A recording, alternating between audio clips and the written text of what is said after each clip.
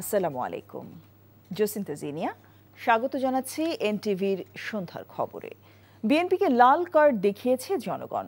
জামায়াত নেতার এমন বক্তব্যের প্রতিবাদে বিএনপির স্থায়ী কমিটির সদস্য ডক্টর এম জাহিদ হোসেন বলেন, কে কাকে লাল কার্ড দেখাবে তা জনগণ সিদ্ধান্ত নেবে। অন্যদিকে যুবদল সভাপতি আব্দুল মোনায়েম মুন্না সরকারের নির্লিপ্ততায় আইন শৃঙ্খলার চরম অবনতি হয়েছে বলে দাবি করেছেন। পৃথক অনুষ্ঠানে তারা এসব কথা বলেন। হাসান মাহমুদের রিপোর্ট। সারা দেশে প্রশাসনের নির্লিপ্ততায় আইন শৃঙ্খলা পরিস্থিতির অবনতি ও ষড়যন্ত্রমূলকভাবে দেশকে অস্থিতিশীল করার প্রতিবাদে নয়াপল্টন থেকে বিক্ষোভ মিছিল নিয়ে রাজধানীর শাহবাগ মোড় অবরোধ করে স্বেচ্ছাসেবক দল। বক্তারা বলেন, পরিস্থিতি অবনতি হলেও নির্লিপ্ত প্রশাসন। আমরাও কিন্তু মানুষ, ধৈর্যের বাঁধ ভাঙবেন না। যদি বাঁধ ভেঙে যায় জাহান্নাম পর্যন্ত দাওয়া করব আপনাদের। এদিকে রাজধানীর রমনা ইঞ্জিনিয়ার্স ইনস্টিটিউশনে যুবদলের সংবাদ সম্মেলন থেকে বলা হয়, কারো উস্কানিতে নেতাকর্মীরা যাতে পা না দেয়। আপনারা আপনাদের দায়িত্বের জায়গা থেকে জেলা এবং মহানগরীতে সুসংগঠিত করে নেতৃত্ব দিচ্ছেন, তারা আমরা প্রত্যেকেই কিন্তু আজকে উদ্বিগ্ন। আমাদেরকে চোখ কান খোলা রেখে রাজনীতি করতে হবে। কেউ কেউ চাচ্ছে আমাদেরকে, তারা উস্কানি দিচ্ছে।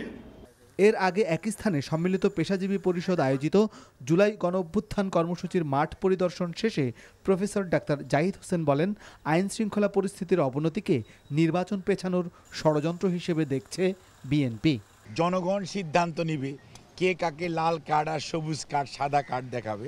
আমাদের দলের ভারপ্রাপ্ত চেয়ারম্যান সম্পর্কে যে সমস্ত কথা কতিপয় লোক বলেছেন, আমরা বলতে চাই, আমরা শহীদ জিয়ার আদর্শের সৈনিক, খালেদা জিয়ার সৈনিক, তারেক রহমানের নেতৃত্বে আজকে বাংলাদেশের মানুষ গণতন্ত্রের জন্য উন্মুখ হয়ে আছে, ঐক্যবদ্ধ আছে। আমরা কোনো ষড়যন্ত্রে পা দিতে চাই না। বক্তারা বলেন, বিএনপির ভারপ্রাপ্ত চেয়ারম্যানকে নিয়ে কটূক্তির বিষয়ে কোনো ষড়যন্ত্রে পা দিতে চায় না দলটি। Hasan Mahmud, NTV news, Dhaka. জুলাই স্মৃতি জাদুঘর নির্মাণে প্রয়োজনীয় অর্থ বরাদ্দের অনুমোদন দেওয়া হয়েছে বলে জানিয়েছেন অর্থ উপদেষ্টা ডক্টর সালেউদ্দিন আহমেদ। এছাড়া আওয়ামী লীগ সরকারের আমলে বিদ্যুৎ কেন্দ্র সংক্রান্ত দেশি বিদেশি সব চুক্তি পর্যালোচনা করতে আইনি সহায়তারও অনুমোদন দেওয়া হয়েছে। দুপুরে সচিবালয়ে ক্রয় সংক্রান্ত উপদেষ্টা পরিষদ কমিটির সভা শেষে এসব বলেন তিনি। আর খাদ্য বান্ধব কর্মসূচির আওতায় এবছর 15 টাকা দরে প্রতি মাসে 30 কেজি করে চাল পাবে 55 লাখ নিম্ন আয়ের পরিবার, যা 6 মাস দেওয়া হবে বলে জানিয়েছেন খাদ্য উপদেষ্টা। রিপোর্ট করছেন রুকনুদ্দিন। 2024 সালের জুলাই অভ্যুত্থানের স্মৃতিচিহ্ন, শহীদদের স্মারক ও আওয়ামী লীগ সরকারের নিপীড়নের ঘটনা তুলে ধরতে গণভবনকে জুলাই গণ অভ্যুত্থান স্মৃতি জাদুঘর করার সিদ্ধান্ত গত বছরের ডিসেম্বরে উপদেষ্টা পরিষদের সভায় অনুমোদিত হয়। আগামী 5 আগস্ট এই জাদুঘরের উদ্বোধন করা হতে পারে। কার্যক্রম সমাপ্ত করতে যে ধরনের নির্মাণ বা সংস্কার কাজ করতে হবে তা হবে সরাসরি ক্রয় পদ্ধতিতে, অর্থাৎ দরপত্র ডাকা হবে না। ব্যয় হবে প্রায় 111,19,81,000 টাকা। মঙ্গলবার সকালে অর্থনৈতিক বিষয় ও সরকারি ক্রয় সংক্রান্ত উপদেষ্টা পরিষদ কমিটির সভা শেষে এসব জানান অর্থ উপদেষ্টা। জুলাই স্মৃতিঘর, যেটা স্মৃতি জাদুঘরের ব্যাপারে আমরা অ্যাপ্রুভ করেছি কিছু কাজ, সেটা 5 আগস্টের মধ্যে সম্পূর্ণ। কাজ তো অলরেডি শুরু হয়ে গেছে। আপনারা 5 আগস্ট মাননীয় প্রধান উপদেষ্টা উদ্বোধন করবেন। এছাড়া ক্ষমতাচ্যুত আওয়ামী লীগ সরকারের আমলে বিদ্যুৎ কেন্দ্র সংক্রান্ত দেশি বিদেশি সব চুক্তি পর্যালোচনা করতে আইনি সহায়তারও অনুমোদন দেয়া হয় এই বৈঠকে। পাওয়ার প্ল্যান্ট আপনারা জানেন তো কারা কারা কাদের সাথে আমাদের চুক্তি আছে দেশে বিদেশে, ওগুলো সবগুলি রিভিউ করা হবে। আর এটা লিগাল ইস্যু তো, এটা চুক্তিগুলো, সেই জন্য আমরা আইনি ইস্যু লাগবে, যেটা হাইকোর্ট থেকে আদেশ দেওয়া হয়েছে, এটা আইন এটার পর্যালোচনা করবে এবং সেটা করার জন্য আমরা একটা প্রপোজাল অ্যাপ্রুভ করেছি। একই দিনে খাদ্য পরিকল্পনা ও পরিধারণ কমিটির সভাও অনুষ্ঠিত হয়। সভায় এবছরের খাদ্য বান্ধব কর্মসূচির আওতায় গেলবারের চেয়ে 5 লাখ বাড়িয়ে 55 লাখ পরিবারকে ভর্তুকি মূল্যে চাল দেওয়ার সিদ্ধান্ত হয়েছে বলে জানান খাদ্য উপদেষ্টা। 15 টাকা কেজিতে 30 কেজি চাল প্রতি পরিবার মাসে পায় এবং 55 লক্ষ পরিবার সারা দেশে পাবে। এই 55 লাখ পরিবার 30 কেজি করে চাল পাবে 6 মাস, আগস্ট, সেপ্টেম্বর, অক্টোবর, নভেম্বর পর্যন্ত পাবে আমাদের বর্তমান পরিকল্পনা অনুসারে। এরপর ডিসেম্বর, জানুয়ারি পাবে না, আবার ফেব্রুয়ারি, মার্চ পাবে। এইভাবে এটা হবে। আমরা 4 লাখ মেট্রিক টন চাল সরকারিভাবে আমদানির জন্য করছি। দুই উপদেষ্টাই দাবি করেন বর্তমানে চাল, ডাল, গম সহ দেশে খাদ্য মজুদ স্থিতিশীল। জানান তারপরও বন্যার আশঙ্কা মাথায় রেখে 4 লাখ টন চাল আমদানির সিদ্ধান্ত হয়েছে। Rokonuddin, NTV news, Dhaka. 463 কোটি টাকার সন্দেহজনক লেনদেন ও প্রায় 10 কোটি টাকার অবৈধ সম্পদ অর্জনের অভিযোগে নারায়ণগঞ্জ 4 আসনের সাবেক সংসদ সদস্য শামীম ওসমান এবং তার স্ত্রী সালমা ওসমানের বিরুদ্ধে 2টি মামলা দায়ের করেছে দুর্নীতি দমন কমিশন দুদক। বিকেলে দুদক কার্যালয়ে সংস্থাটির মহাপরিচালক আক্তার হোসেন এ তথ্য জানান। এ সময় তিনি আরও জানান, শামীম ওসমানের ছেলে ইমতিনান ওসমান ও মেয়ে লাবিবা জোহা অঙ্গনার জ্ঞাত আয় বহির্ভূত সম্পদ অর্জনের তথ্য পাওয়ায় তাদের বিরুদ্ধে সম্পদ বিবরণী নোটিশ জারি করেছে দুদক। এছাড়া ক্ষমতার অপব্যবহার, অনিয়ম, অর্থ আত্মসাৎ, অর্থ পাচার ও অবৈধ সম্পদ অর্জনের অভিযোগে চট্টগ্রাম বন্দর কর্তৃপক্ষের চেয়ারম্যান এস.এম. মনিরুজ্জামানের বিরুদ্ধে অনুসন্ধান শুরু করেছে দুদক। শামীম ওসমান ক্ষমতার অপব্যবহার পূর্বক 6,67,00,000 টাকারও বেশি মূল্যের জ্ঞাত আয় বহির্ভূত সম্পদ অর্জন এবং 9টি ব্যাংক হিসাবের মাধ্যমে 439 কোটি টাকারও বেশি অস্বাভাবিক এবং সন্দেহজনক লেনদেন। অভিযোগ সংশ্লিষ্ট জনাব সালমা ওসমান সঙ্গতিবিহীন 3,09,00,000 টাকারও বেশি মূল্যের সম্পদ অর্জন, 8টি ব্যাংক হিসাবে 24,66,00,000 টাকারও বেশি অস্বাভাবিক এবং সন্দেহজনক লেনদেন অনুসন্ধানকালে প্রমাণিত হয়েছে। তাদের দুজনের বিরুদ্ধে আরও একটি মামলা রুজুর সিদ্ধান্ত গৃহীত হয়েছে। বৈষম্যহীন ও অন্তর্ভুক্তিমূলক আগামীর বাংলাদেশ বিনির্মাণে দক্ষতা উন্নয়নের পাশাপাশি উদ্যোক্তা হওয়ার মানসিকতা থাকতে হবে বলে মন্তব্য করেছেন প্রধান উপদেষ্টা মুখ্য সচিব এম সিরাজউদ্দিন মিয়া।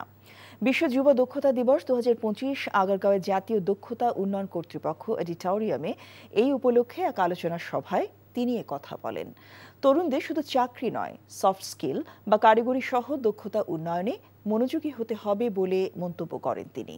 মুখ্য সচিব বলেন, দেশের জনসংখ্যার বড় অংশ তরুণ হওয়ায় তাদের গড়ে তোলার লক্ষ্য নিয়ে কাজ করতে হবে।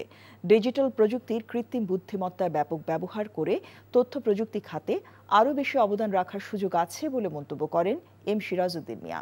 তিনি বলেন, 2030 সালের মধ্যে বিশ্বের 86% প্রতিষ্ঠান প্রযুক্তি ও এআই নির্ভর হতে পারে। নিউ ইয়র্ক সহ যুক্তরাষ্ট্রের কয়েকটি রাজ্য এবং বিশ্বের আরও 5টি দেশে ভোটার রেজিস্ট্রেশন শুরু হচ্ছে। এ উপলক্ষে সব প্রস্তুতি সম্পন্ন করা হচ্ছে। দুপুরে নির্বাচন কমিশনে জাতীয় পরিচয় নিবন্ধন অনুবিভাগের মহাপরিচালক এ.এম. হুমায়ুন কবির এসব কথা জানান।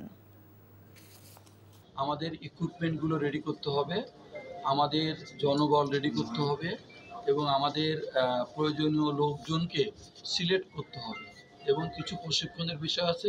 আমরা যুক্তরাষ্ট্রের ওয়াশিংটন ডিসি সহ নিউ ইয়র্ক সহ সবগুলো জায়গায় আমাদের যেখানে অফিস আছে ওগুলোতে আমরা এইটা চালু করার সম্মতি পেয়ে গেছি।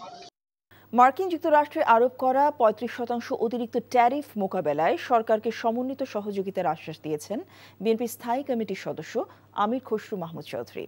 বিকেলে রাজধানীর বনানীর একটি হোটেলে পোশাক শিল্প মালিকদের সংগঠন বিজিএমইএ, বিকেএমইএ সভাপতি সহ দেশের শীর্ষ ব্যবসায়ীদের সাথে বৈঠক শেষে সংবাদ সম্মেলনে তিনি এ কথা বলেন।